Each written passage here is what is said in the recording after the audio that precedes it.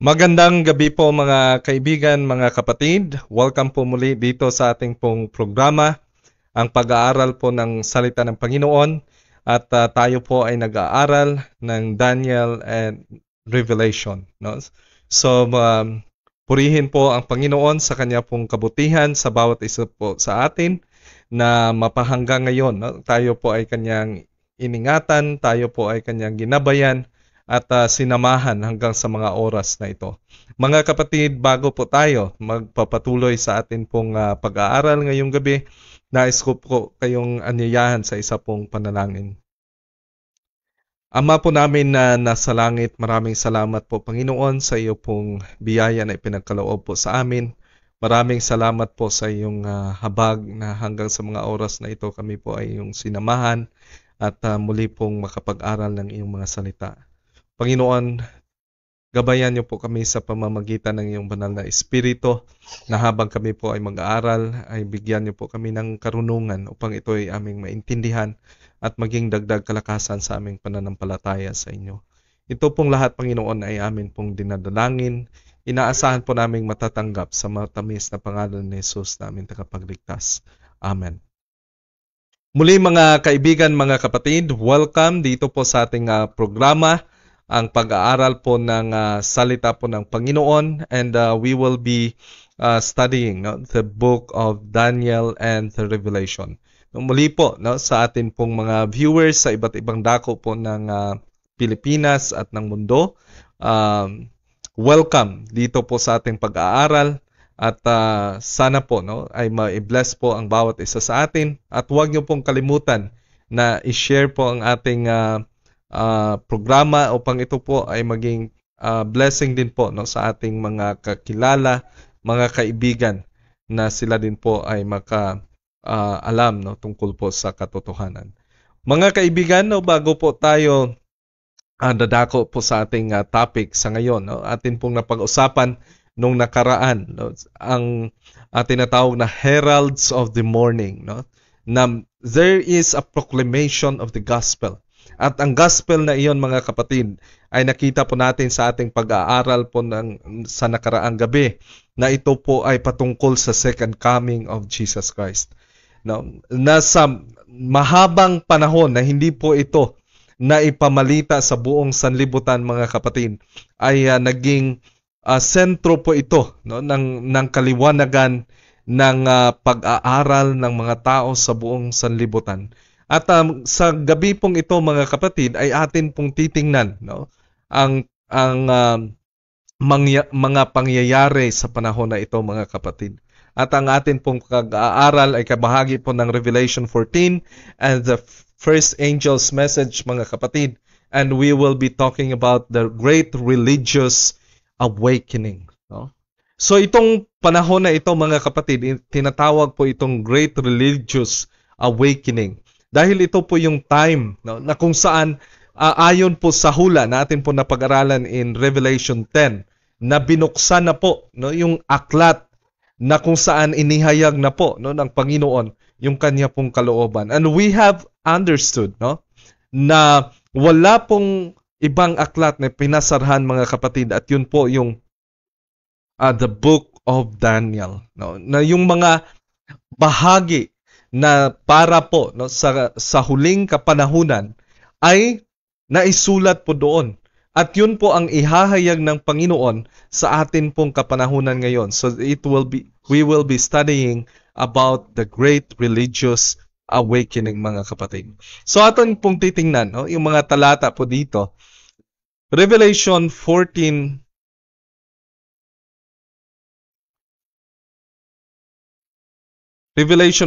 verse 1, no? Nakita po natin dito, mga kapatid, that we have this 144,000 na atin pong napag-aralan nung nakaraang atin pong episode, mga kapatid, that it talks about, no, the 144,000 na sila po, no, yung binigyan ng Panginoon nitong karanasan, and they have also the Father's name in their foreheads. And we have also the first angel's message, mga kapatid, na sabi po dito, and I saw another angel fly in the midst of heaven, having an everlasting gospel to preach unto them that dwell on earth, and to every nation and kindred and tongue and people, saying with a loud voice, Fear God and give glory to him, for the hour of his judgment is come, and worship him that made heaven and earth, the sea, and the fountains of water. No? Daniel 12 verse 3, mga kapatid. Mababasa po natin dito, no, that sabi po dito, and they that be wise shall shine as the brightness of the firmament, and they that turn many to righteousness as the stars forever and ever. But thou, O Daniel, shut up the book, the words, and seal the book, even to the time of the end. Many shall run to and fro, and the knowledge shall be increased. So makikita po natin dito, mga kapatid, no, mga kaibigan, na ayon po dito sa hula, that they that be wise, no, sila po na may karunungan, no, sila po na mga pantas, they will shine as the brightness of the firmament, no? And they that turn many to righteousness for as the stars forever and ever. Alam niyo po, sa huling kapanahunan, in this great religious awakening, in this proclamation of the gospel, the worldwide proclamation of the gospel, mga kapatid, marami po, no? Marami po ang turn from darkness into righteousness, mga kapatid, no? At nakita po natin dito in Daniel 12 verse 4 na sa huling kapanahunan, knowledge shall be increased, no? At nakita po natin dito na yung bahagi po, no, yung huling bahagi po ng Daniel, mga kapatid, yung mga hula po sa Daniel, sabi po dito, shut up the words and seal the book even to the time of the end. Ano ba itong time of the end? Na ito po yung magiging panahon, mga kapatid, na pagkatapos po nitong time of the end. Iba po yung tinatawag na end of time, iba din po yung tinatawag time of the end. Kasi yung end of time, katapusan na po yun, no? Or pagtatapos ng panahon. While the time of the end, nasa panahon po ng pagtatapos. So nakikita po natin dito that the sealing and the shutting up of the words or the prophecies of Daniel, mga kapatid, is until the time of the end. No? Hanggang sa time of the end, mga kapatid.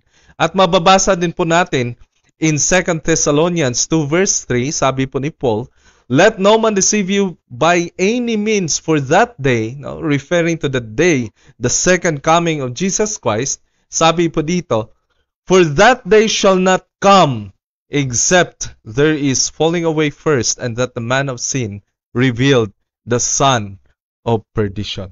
So dito po, mga kaibigan, mga kapatid, sabi po ni Paul na yung pagparito ng ating Panginoon sa pangalawang pagkakataon ay hindi po mangyayari, no? Maliban kung meron pong pagkahulog muna, no?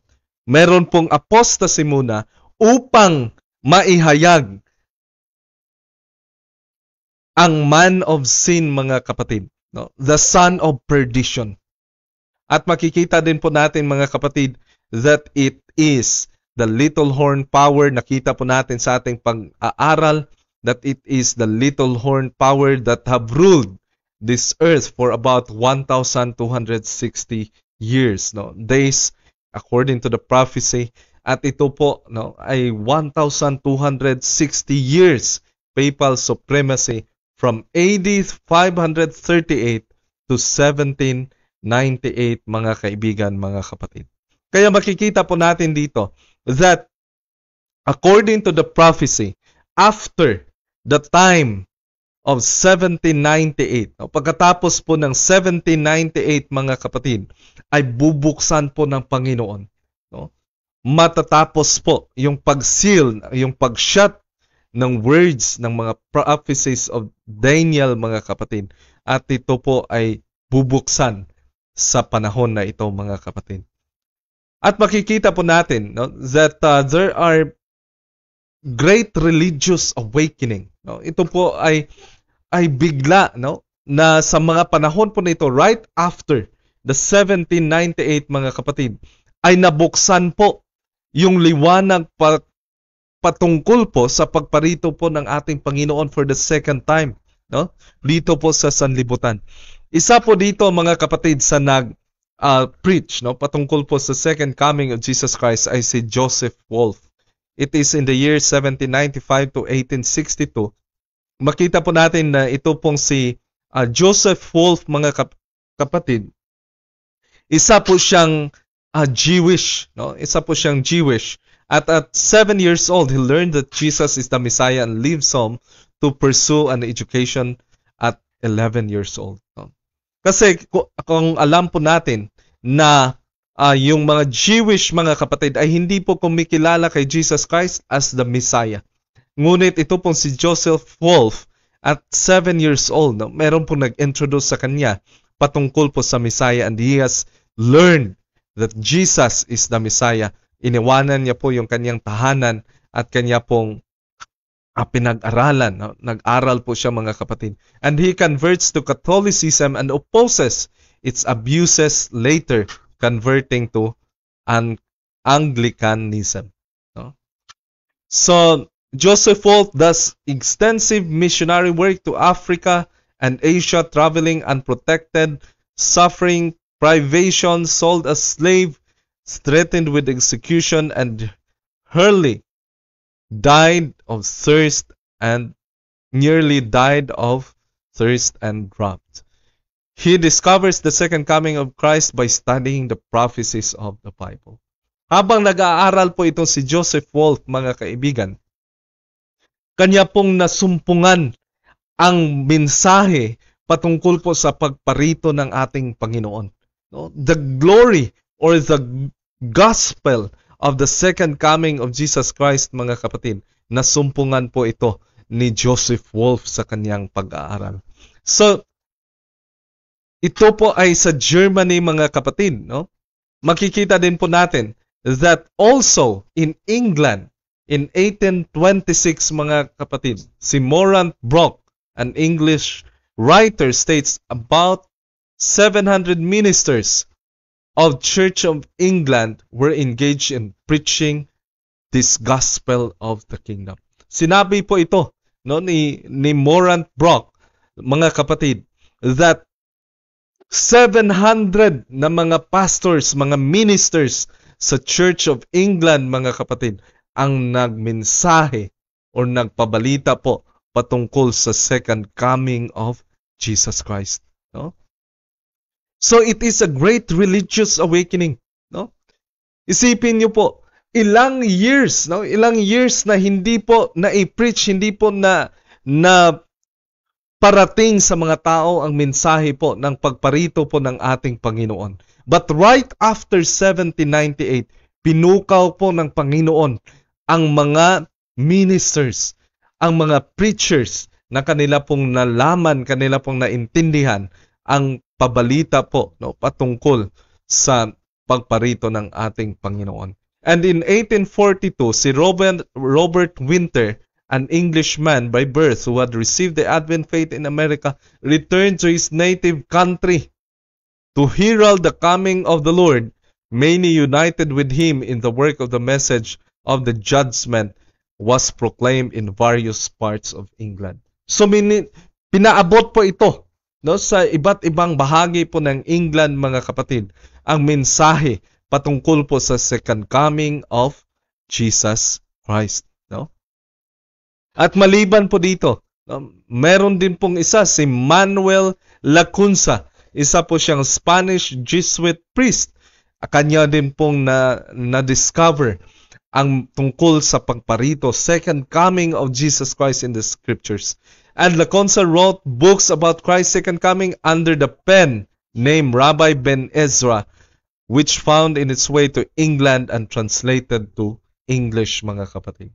So, kahit si Manuel Lacunza, mga kapatid, no, na isa po siyang Jesuit priest, kanya po na-discover ang patungkol po sa second coming of Jesus Christ. Nandyan din po, mga kapatid, si Johann Albrecht Bingel, no, in 1687 to 1752, isa din po siyang German Lutheran clergyman and scholar. He discovers also the second coming of Christ's message in Revelation.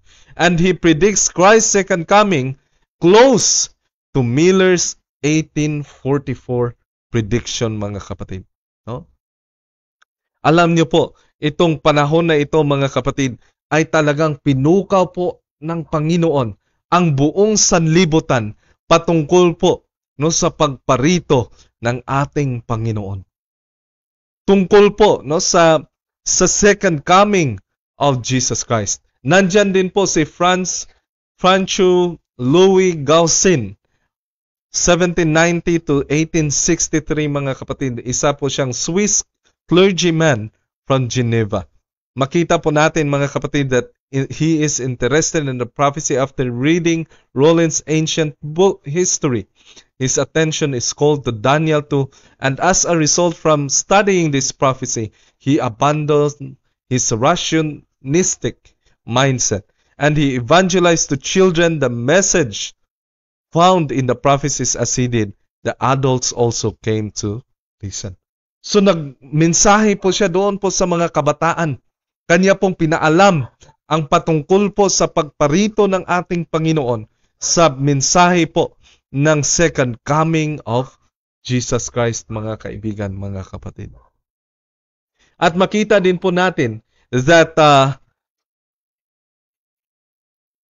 nandun din po, no, kahit yung mga kabataan, the child preachers, Adventism is opposed in Scandinavia, and the Adventist evangelists are thrown into prison. Advent, mga kapatid, or Adventism, ito po ay tumutukoy sa pagpabalita patungkol po sa pagparito ng ating Panginoon. It is the hope of the second coming of Jesus Christ. So dahil itong mensahe na ito ay inopose po sa Scandinavia, thank you.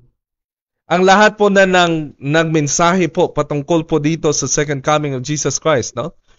The evangelists were thrown into prisons, and the Holy Spirit moved the hearts of the children, and they began to preach and evangelize, taking place of the adults. So yung mga malalaki po mga kapatid, sila po ay kinulong. Itong mga kabataan ay pinukaw po ng banal na espiritu mga kapatid. At sila po ay nag-evangelize. Sila po ay nagparating ng balita patungkol po sa second coming of Jesus Christ. Some children were as young as 6 years old, and mostly in lower classes. Their preaching reproved the sins of the people who heard them. So makikita po natin dito mga kapatid, 6 years old, no? As young as 6 years old mga kapatid, sila po ay nagpatong lang po sa mga mesa at sila po ay nagparating ng pabalita patungkol po sa second coming of Jesus Christ. Kanila pong sinuway ang lahat po ng mga ginagawang kasalanan mga kapatid. At yung mga tao po, no, they were convicted of the sins that they have reproved. No? Ngunit yung isa po sa pinaka-center mga kapatid, no, sa mensahe or sa pagpaparating ng pabalita patungkol po sa second coming of Jesus Christ was in America. Nangyari po ito sa Amerika mga kapatid. It is the very center of the Advent movement mga kapatid. At ito po ay sa pamamagitan po ni William Miller. No? Si William Miller mga kapatid ay isa pong Baptist na preacher. Isa po siyang Baptist pastor mga kapatid. He is a preacher. At nakita po natin mga kapatid that during his time, siya po ay nag-explain patungkol po sa Daniel 2. Siya po ay nag-explain patungkol po sa mga katuparan ng mga hula na isinulat po sa banal na kasulatan po ng Panginoon. At sinabi niya po, no, isa po sa turning point mga kaibigan, mga kapatid, ay ang kanya pong pagsasabi that Jesus Christ will come to this earth. Darating daw po si Jesus Christ on the year 1844 mga kaibigan, mga kapatid. No? So sabi po dito that his testimony of the prophecies are not well received by many pastors, which lead the Advent movement become a largely layman-driven ministry mga kaibigan, mga kapatid. So alam niyo po during this time, no? Talagang ang dami po, no? Ang dami po na nag-preach. Hindi lamang po sa Amerika, hindi lamang po si Miller. Nabasa po natin dito mga kapatid, nakita po natin dito na may iba't iba pong nagmensahe patungkol po sa pangalawang pagparito po ng ating Panginoon. Ngunit yung mensahe po, no, ay nakatuon po sa Amerika. Bakit po? Kasi po ayon po sa ating napag-aralan sa nakaraan po natin na episode mga kaibigan, mga kapatid, that America was a Protestant nation. Ito po yung bansa mga kaibigan, mga kapatid, na kung saan nandun po yung providence ng Panginoon. Ang Panginoon po ang nagbigay ng power nito mga kaibigan. No? Siya po ang nag-lead sa kanila na kung saan sila po ay nagpunta, naghanap po ng lupa mga kapatid upang kanila pong ma-exercise ang kalayaan sa pag-aaral po ng salita ng Panginoon. Ngunit dumating po sila sa time na kung saan sila po ay na-absorb into worldly commerce mga kaibigan, mga kapatid. Nawala po sa kanilang isipan yung kanila pong mga advocacies, yung kanila pong covenant mga kapatid, yung sa mga Puritans na sila po ay lalakad at maging ready sa pagtanggap po ng mensahe na ipadala ng Panginoon. And here is the message mga kapatid. Pinukaw po ang mga tao na kailangan po nilang magsisi, kailangan po nilang maghanda, for the second coming of Jesus Christ is drawing near. And ayon po sa calculation in Daniel 8:14 mga kapatid, na unto 2,300 days, then the sanctuary shall be cleansed. Ito po ay mangyayari in 1844, mga kaibigan. No? Kaya, makikita po natin, mga kapatid, as fulfillment of the prophecy of Daniel, na meron po talagang pabalita sa salita po ng Panginoon about the gospel of the second coming of Jesus Christ, a worldwide proclamation of this gospel, mga kapatid. So sabi po dito, this reformation, no, the preaching of the Adventist message is a warning to flee wrath to come, just as John the Baptist message. No? The gospel message reaches the lost and moves the people to repentance. Alam niyo, mga kaibigan, mga kapatid, marami po ang mga tao na naghanda during this time. Marami pong nakinig. Umabot po sila, mga kapatid, ng 50,000. No? Umabot po sila, more or less 50,000 po, mga kapatid, na naghanda para po sa pagparito ng ating Panginoon in 1844. No? Ngunit naghanda po sila, mga kaibigan, mga kapatid, at makita po natin that they have waited for the second coming of Jesus Christ in 1844. No? Ngunit nakita po natin, mga kapatid, that hindi po dumating ang ating Panginoon. Ngunit ito po ay sang-ayon sa hula doon sa Revelation 10 na itong mensaheng napakatamis, ang pagparito ng ating Panginoon ay masarap po sa bibig. Masarap po yung pagtanggap, mga kapatid.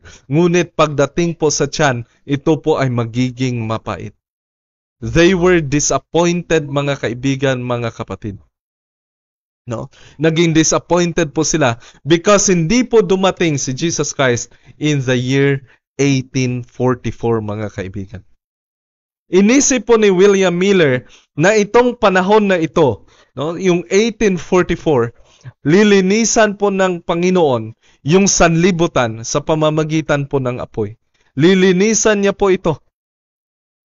Ngunit hindi po ito nangyari, mga kaibigan, mga kapatid. Bagkos sila po ay na-disappoint, sila po ay nag-antay sa Panginoon. At nakita po natin, mga kapatid, what is the result? No? Titingnan po natin, mga kaibigan. What is the result? No? What is the result of this message in America? Ano ba ang naging response ng Amerika nito, mga kaibigan, mga kapatid? Ano ba ang response ng Protestant churches, in particular, mga kapatid, sa pabalita po ng Panginoon patungkol po sa kanyang pagparito? Nandun ba sa kanila yung pag-aalab at yung longing, mga kapatid, na kung saan tatanggapin po nila yung mensahe na singtamis po, no? Na matamis po ito sa kanilang bibig? Tinanggap po kaya ito, mga kaibigan, mga kapatid, ng Amerika or ng iba pa pong mga Protestant churches in different parts of the world, mga kapatid? Tinanggap ba po ito? Makikita po natin, mga kapatid, pag-aaralan po natin ito sa susunod na pagkakataon. What was the effect? No? Ano ba ang naging progress nito, mga kaibigan, mga kapatid, ng mensaheng ito? But we have this message for this time, that the hour of His judgment is come. No? Intindihin po natin, mga kapatid, atin pong pag-aaralan, bakit hindi po dumating ang Panginoon noong 1844? Bakit hindi po siya nagparito sa sanlibutan? Bakit hindi po nangyari yung sinabi po ni William Miller, mga kapatid, yung sinabi po ng first angel's message, that the hour of His judgment is come?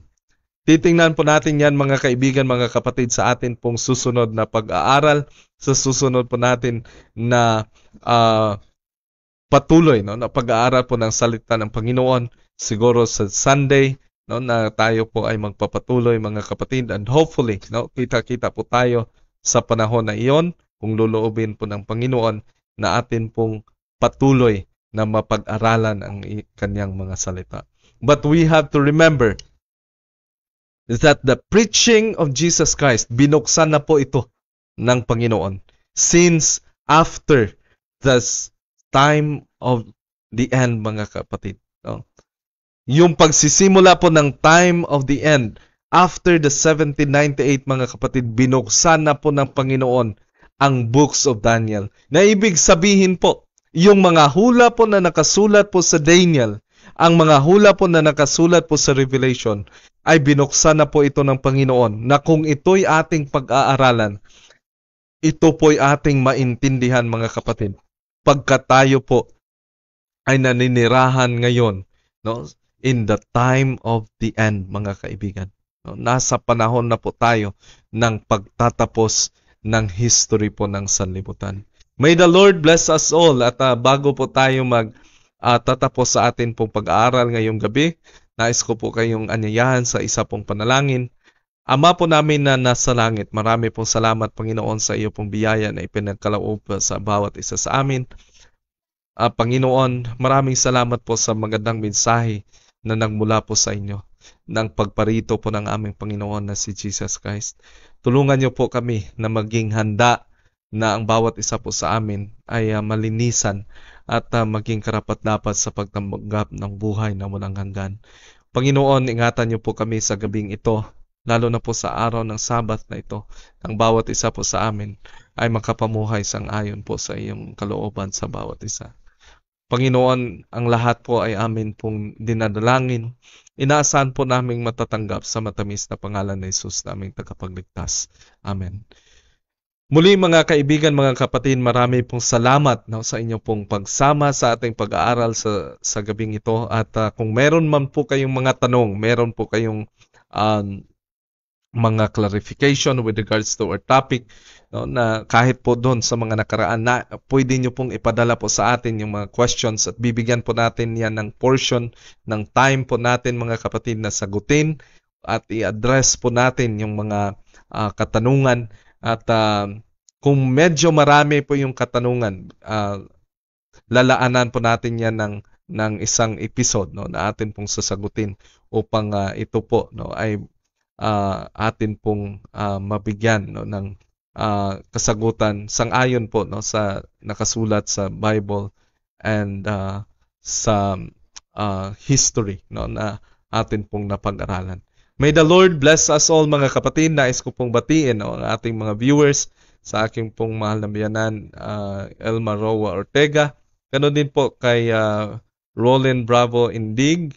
At ganon din po kay Sister Gliceria Rillermo, Sister Ivang Rahela Haron, at ganon din po kay Senyoria Cabrera, at ganon din po kay Ma'am Karen Abordahe Cloud, at sa aking mahal na ina Julie Gustilo Wanse. Ganon din po kay Brother Daryl Manuos, Sister Flor de Luna Ho, kay Ma'am Germaline Lapitan, Brother Jamar de la Cruz, kay Brother Lim Desire, kay Daddy Atos Nard Gonzales, kumusta po diyan? At ganun din po kay Arlie Bulante, Sister Arlie Bulante, at ganun din po kay Brother Hill Sagit Bulante, at sa akin pong pinsan, Vinifer Calis Alcain, at ganun din po sa kay Linlin Gaitan Tamon. Marami po salamat, mga kaibigan, mga kapatid, sa inyo pong pagsubaybay sa atin pong pag-aaral sa salita ng Panginoon. Sana po ay pagpalain po kayo ng Panginoon, magkaroon po kayo ng mahimbing na tulog at mailayo po sa kahit anumang kapahamakan. May the Lord bless us all once again. Good evening po sa ating lahat. Amen.